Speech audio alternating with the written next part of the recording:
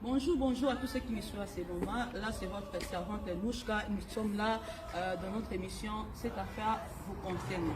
Je suis passée là aujourd'hui. Je suis avec mes deux sœurs qui sont derrière moi.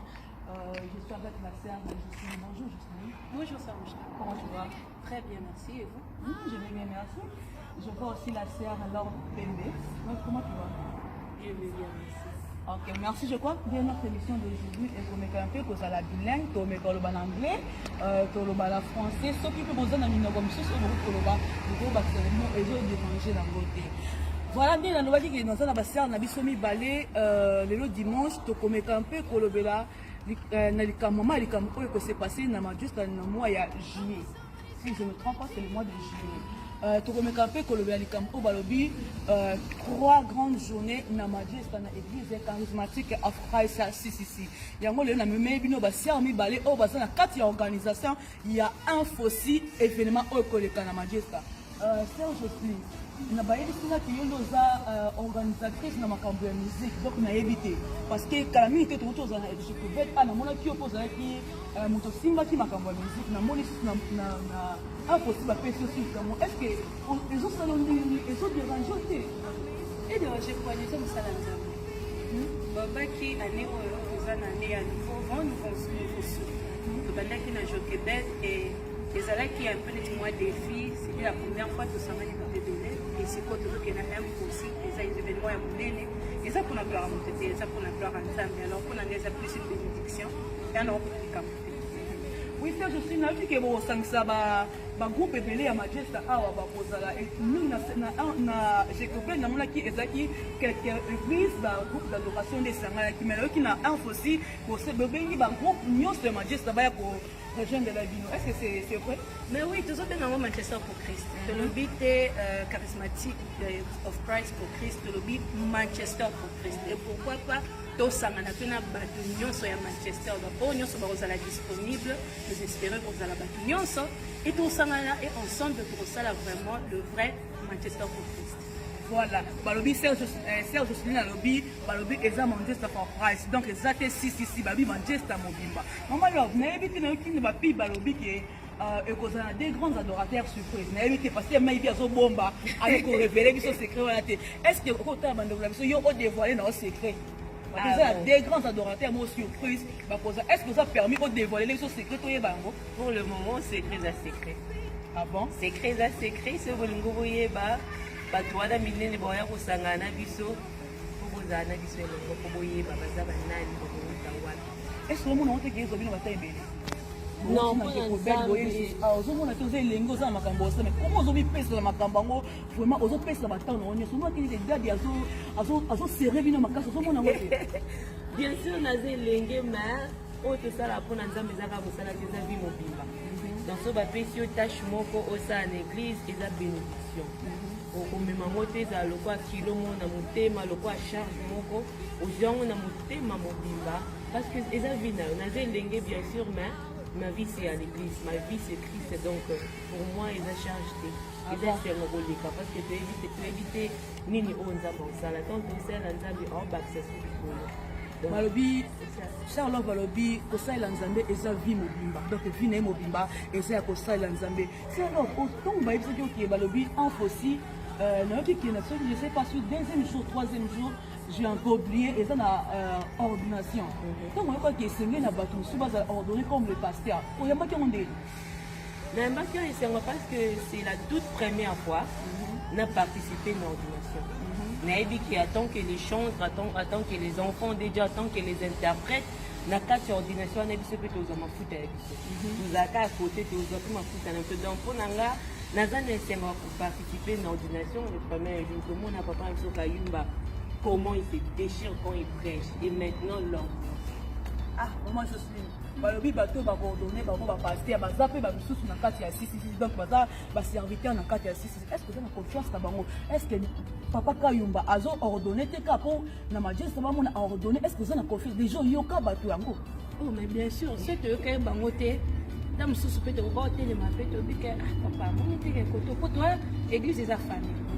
Dans ce qui y est moko déjà l'ange de la maison azwa ki kanisi wana ou le kokoloba a comité na kwana ya coordonner ba seke ye moko amoni ke misala ekoli esengo papa nyonso ezalaka mwana botami mwana koli ndenge ye moko alobaka bana babandi koressemble ye moko oza exemple moko ya malamu mpona bo toza na confiance ya bato azoordonné à 100% parce que baza vraiment les fils de son père de leur père na koloba donc soki bazoloba ndenge baprêchaka au fur et à mesure kutu toyoka bango c'est comme si ndenge ye moko kame amicopie quoi.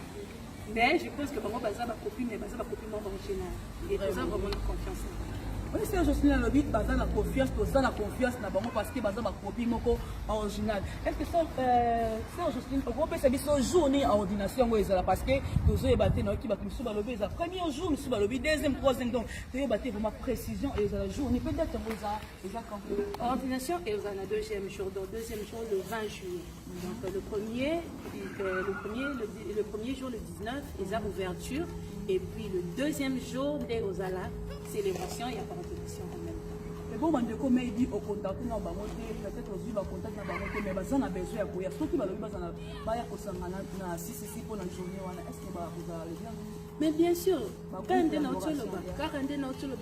Manchester pour Christ en tout cas prière na biso tous espérer que RTOT les mawana mutambo na teke oh église telle bon on aura que non peuple de Dieu les enfants de Dieu va s'angani pour un seul but pour élever Christ dans baza welcome welcome ba groupe nyonso ya Manchester mama Los balobi ke na dernier jour parce que na yoki ke na après-midi nde na clôture mais na avant midi balobi ba reçoit baptême est-ce que bato basamelaka na sisité est-ce que baza welcome pour na koya kozwa baptême pe na bazwa enseignement et puis bazwa baptême? Ben, bien sûr, moi je pense bien sûr. Les Cambo les Aramalam pour la biso na sisi to linga ko sangisa ba. Donc ceux qui sont dans moto dans la posa à soit baptême, il faut contacter le pasteur pour aller dans l'enseignement. Bon voyaka tout baptême sans aux ala enseigner. Donc nous dans la posa ya baptême au béni pasteur Jean-Claude à couper ça au date signé ko banda enseignement pour participer à baptême. Donc moi je pense que nous baza welcome mais il faut qu'on ait un enseignement à baptême.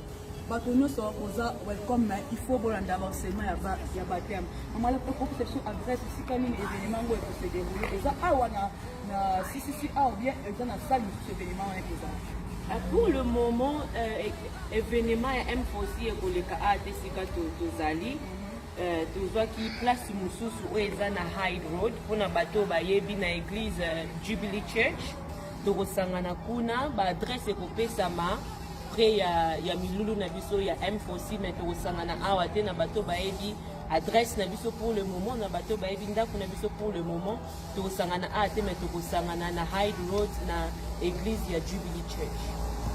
Maman, est-ce que vous en appelez mon coco na bandeko bazo na biso na anglais na français na lingala bato nyonso parce que biso na sisi tolobaka avec dans le slogan tolobaka j'ai oublié mais ceux qui vont rappeler bato nyonso on va koya en tout cas biso so na ko le belo mo eza que tolobi eza Manchester pour Christ mais Christ est à tous.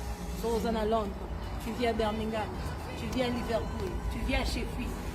Si tu as le temps, viens nous rejoindre parce que but ya oignon so ya no te poto to mona komba mutumo ko esendeni eza kaka tout pour Christ.